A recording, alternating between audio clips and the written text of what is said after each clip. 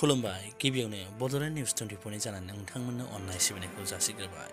बिजनी साब डिभिजननि बेन्दोंआव थानाय नदियापारा आरो थुरिबारि गामिया आइ दैमानि लोमसावनायाव गासिबो गामियानो लोमसावजादों आरो रायजो सुबुंफ्रा जालाखार बालाखार जानो गोनां जादों आरो फरायसालियाव बादा थानो गोनां जादों।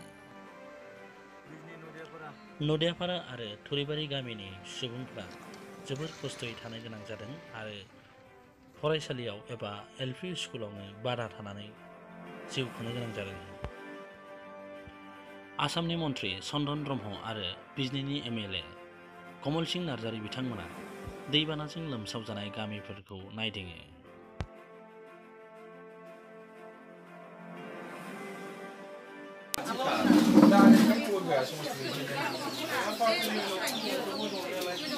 लामाखौ मोजां जायखिया माबाखौ इन्जिनियारखौ 15 दिननि गेजेराव मन्थ्रि चन्द्रब्रह्म फैदों। मन्थ्रि चन्द्रब्रह्म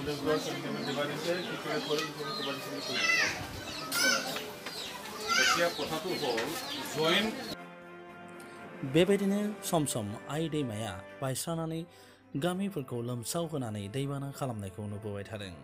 देग्लायबो नदियापारा थुरिबारि गामिया बेबायदिनो लोमसाव जादों।